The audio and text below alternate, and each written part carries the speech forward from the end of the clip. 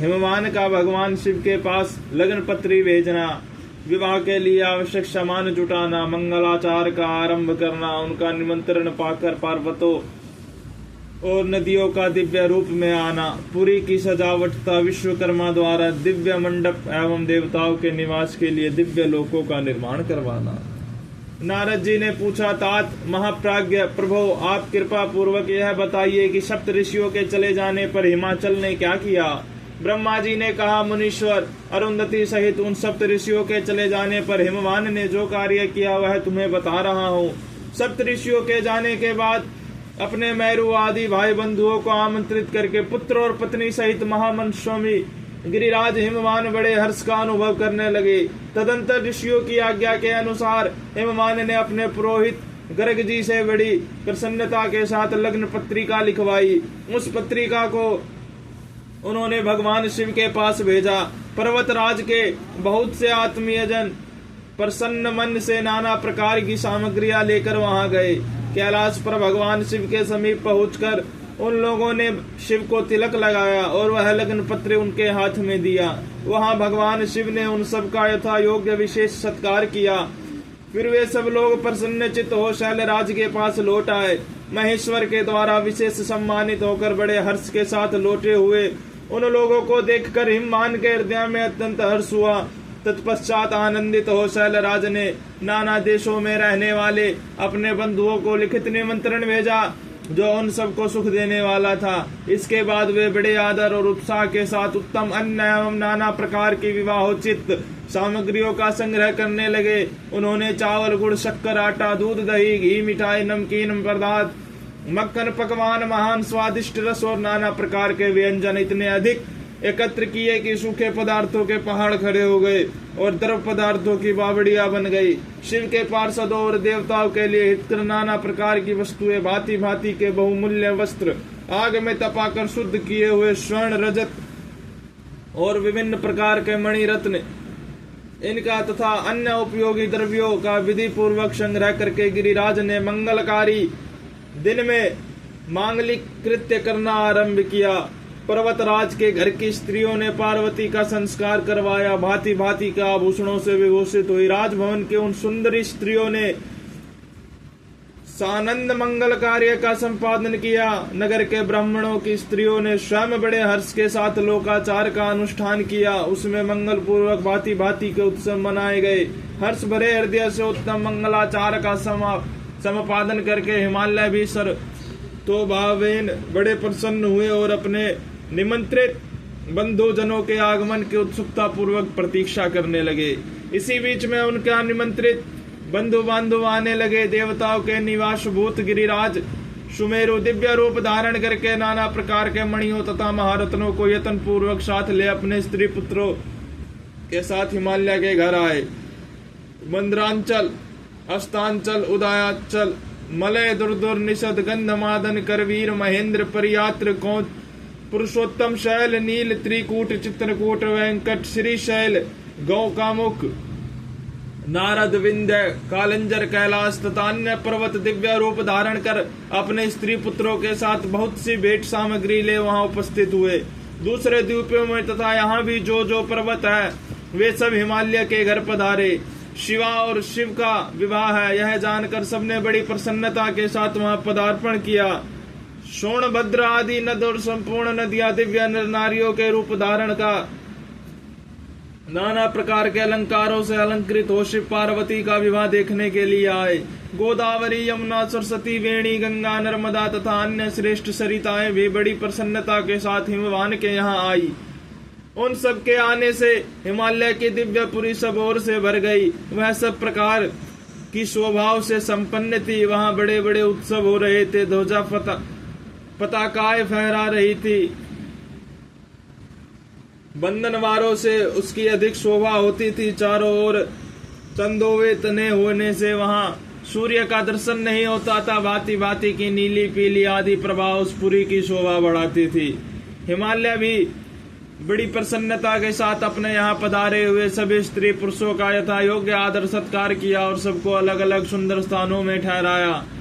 अनेकानेक उपयुक्त सामग्रियां देकर सबको पूर्ण संतुष्ट किया। मुनि श्रेष्ठ दंतर शैलराज हिमवान ने प्रसन्न हो महान उत्सव से परिपूर्ण अपने नगर को विचित्र रीति से सजाना आरंभ किया।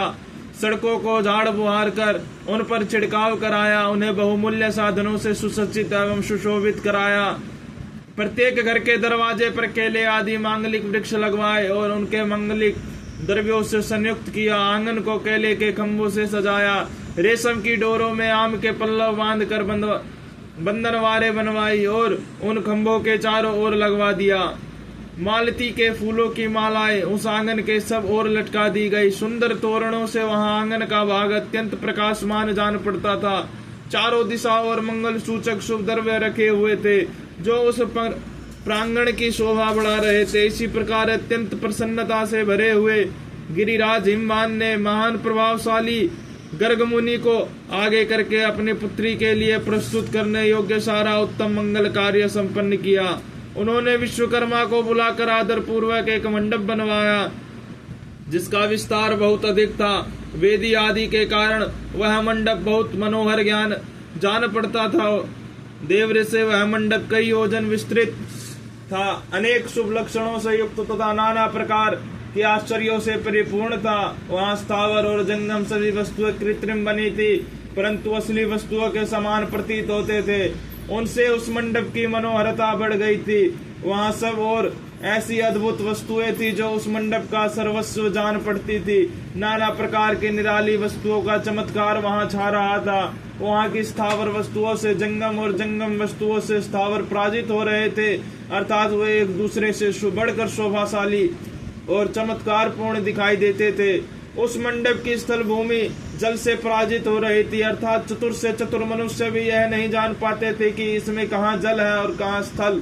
कहीं कृत्रिम सिंह बने थे और कहीं सारसों की पंक्तियां, कहीं बनावटी मोर थे जो अपनी सुंदरता से मन को मोह लेते थे, कहीं कृत्रिम स्त्रियां थी जो पुरुषों के साथ नृत्य करते हुए देखी जा सकती थी।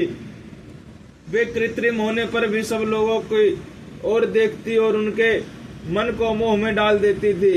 उसी विधि से मनोहर द्वारपाल बनाए गए थे जो स्थावर होने पर भी जंगमों के समान जान पड़ते थे। वे अपने हाथों से धनुष उठाकर उन्हें खींचते देखे जाते थे। द्वार पर कृत्रिम महालक्ष्मी खड़ी थी जिनकी रचना अद्भुत थी। वह समस्त शुभ लक्षणों से संयुक्त दिखाई देती थी। उन्हें देखकर ऐसा जान पड़ता था मानो क्षीर सागर से साक्षात लक्ष्मी ही आ गई हो। उस मंडप पे स्थान स्थान पर सजे सजाए कृत्रिम हाथी खड़े किए गए थे जो असली हाथियों के समान ही प्रतीत होते थे। घुड़सवारों सहित घोड़े और हाथी सवारों सहित हाथी बनाए गए थे। जहां तहां रथियों सहित रथ बने थे जो कृत्रिम वस्तुओं से ही खींचे जाते थे। उन्हें देखकर लोगों को बड़ा आश्चर्य होता था। इनके सिवा दूसरे दूसरे कृत्रिम वाहन भी वहां खड़े थे। पैदल सिपाहियों की कृत्रिम सेना भी वहां मौजूद थी। मुने प्रसन्न चित्त वाले विश्वकर्मा ने देवताओं और मुनियों का भी मोह आश्चर्य में डालने के लिए वहां ऐसी अद्भुत रचना की थी।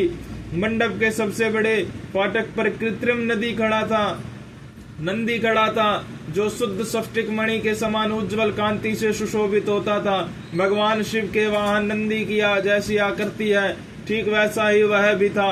उस कृत्रिम नंदी के ऊपर रत्न विभूषित महादिव्य पुष्पक शोभा पाता था जो पल्लवों तथा श्वेत चामरों से सजाया गया था। उसके वाम पार्श्व में 2 कृत्रिम हाथी खड़े थे जिनका रंग विशुद्ध केसर के समान था।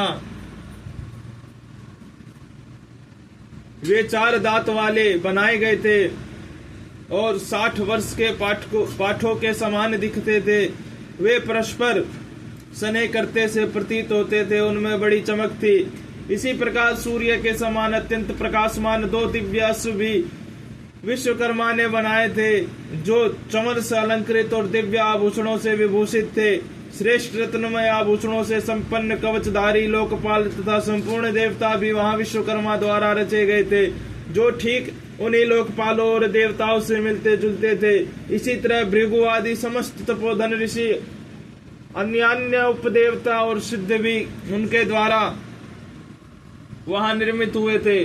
गरुड़ आदि समस्त पार्षदों से युक्त भगवान विष्णु का कृत्रिम विग्रह भी विश्वकर्मा ने बनाया था जिसका स्वरूप साक्षात श्री हरि के समान ही आश्चर्यजनक था। नारद उसी प्रकार पुत्रों, वेदों और सिद्धों से घिरे हुए मुझ ब्रह्मा की भी प्रतिमा वहां बनाई गई थी, जो मेरे समान ही वैदिक सूक्तों का पाठ कर रही थी। ऐरावत हाथी पर चढ़े हुए देवराज इंद्र भी वहां दल बल के साथ खड़े थे। वे भी कृत्रिम ही बनाए गए थे और परिपूर्ण चंद्रमा के समान प्रकाशित होते थे।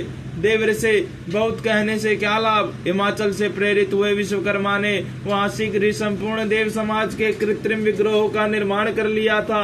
इस प्रकार उन्होंने दिव्य मंडप की रचना की थी। वह मंडप अनेक आश्चर्यों से युक्त, महान तथा देवताओं को भी मोह लेने वाला था।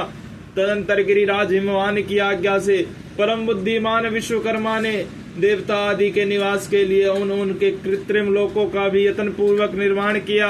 उन्हीं लोकों में उन्होंने उन देवताओं के लिए अत्यंत तेजस्वी, परम अद्भुत और सुखदायक बड़े बड़े दिव्य मंचों, सिंहासनों की रचना की। इसी तरह उन्होंने मुझ स्वयंभू ब्रह्म के लिए निवास के लिए क्षण भर में अद्भुत सत्यलोक की रचना कर डाली, जो उत्तम दीप्ति से उद्दित हो रही थी। साथ ही भगवान विष्णु के लिए भी क्षण भर में दूसरे दिव्य वैकुंठ धाम का निर्माण कर दिया, जो परम उज्ज्वल तथा नाना प्रकार के आश्चर्यों से परिपूर्ण था। इसी तरह विश्वकर्मा ने देवराज इंद्र के लिए भी दिव्य, अद्भुत, उत्तम एवं समस्त ऐश्वर्यों से संपन्न ग्रह की रचना की। अन्य लोकपालों के लिए भी उन्होंने प्रसन्नता पूर्वक बड़े सुंदर, दिव्य, अद्भुत एवं बड़े बड़े भवन बनाए। फिर कर्मश्य समस्त देवताओं के लिए भी उन्होंने कर्मश्य विचित्र गृहों को निर्माण किया। परम बुद्धिमान विश्वकर्मा को भगवान शंकर का महान वर प्राप्त था, इसलिए उन्होंने शिव के संतोष के लिए क्षण भर में इन सब वस्तुओं की रचना कर डाली। तदंतर उसी प्रकार भगवान शंकर के लिए भी उन्होंने एक शोभाशाली गृह का निर्माण किया, जो शिव के चिन्ह से युक्त तथा शिवलोकवर्ती दिव्य भवन के समान ही अनुपम था। श्रेष्ठ देवताओं ने उसकी भूरी भूरी प्रशंसा की थी। वह परम उज्ज्वल, महान, प्रभा पुंज से उद्दासित, उत्तम और अद्भुत था। विश्वकर्मा ने भगवान शिव की प्रसन्नता के लिए वहां ऐसी अद्भुत रचना की थी, जो परम उज्ज्वल होने के साथ ही साक्षात महादेव जी को भी आश्चर्य में डालने वाली थी। इस प्रकार यह सारा लौकिक व्यवहार करके हिमाचल बड़ी प्रसन्नता के साथ भगवान शंभु के शुभागमन की प्रतीक्षा करने लगे। देवरसे हिमालय का यह सारा आनंददायक वृतांत मैंने तुमसे कह सुनाया। अब और क्या सुनना चाहते हो।